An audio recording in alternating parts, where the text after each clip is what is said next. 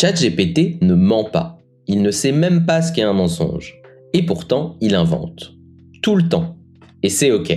Je vous explique.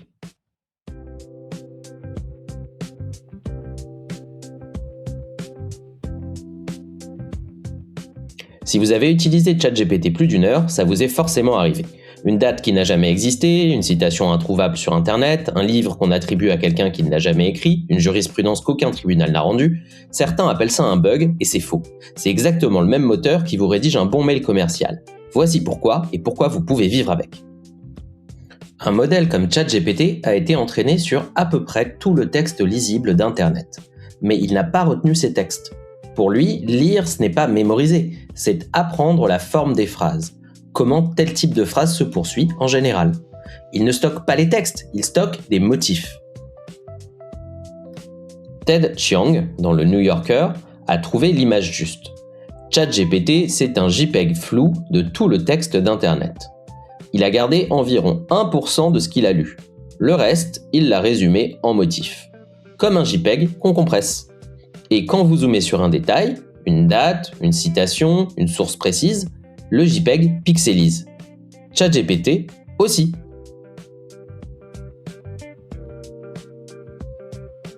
Un moteur de recherche retrouve l'information exacte qu'il a stockée. ChatGPT, lui, recompose à partir des motifs qu'il connaît.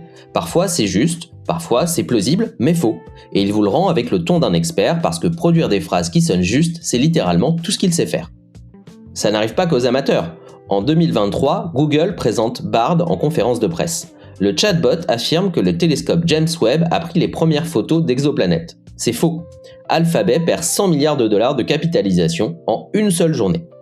Un an plus tard, le chatbot d'Air Canada invente une politique de tarif deuil qui n'existe pas. Un client perd plus de 600 dollars. Il attaque en justice, Air Canada tente de dire c'est le chatbot qui est responsable, le tribunal refuse, l'entreprise paye. En 2025, un grand cabinet de conseil livre un rapport à 290 000 dollars au gouvernement australien. Un chercheur y trouve une vingtaine de citations fabriquées par l'IA. Le cabinet rembourse. 3 profils, un même mécanisme, et personne n'est vacciné. Maintenant, la bonne nouvelle. Les endroits où il invente sont prévisibles. 3 zones rouges à reconnaître. 1. Vous lui demandez un chiffre précis, une date, une source, il va simplement recomposer. 2. Le sujet est rare, récent ou de niche métier, il a peu lu dessus, il va combler les trous. 3. Vous vous souvenez, c'est en fait la distinction de la vidéo précédente, vous lui demandez de répondre sans aucun document fourni sur la base de ses connaissances générales.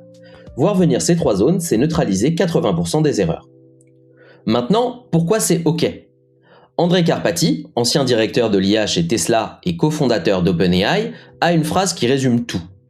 L'hallucination, c'est tout ce que font ces modèles. Ce sont des machines à rêver. Nos prompts orientent leurs rêves. Autrement dit, le moteur qui invente une source est exactement celui qui vous rédige une bonne offre commerciale. Vous ne pouvez pas vouloir l'un sans l'autre. Donc, on arrête d'attendre le patch et on apprend simplement à vivre avec. 2 réflexes qui neutralisent 80% des inventions. 1. Fournissez le document.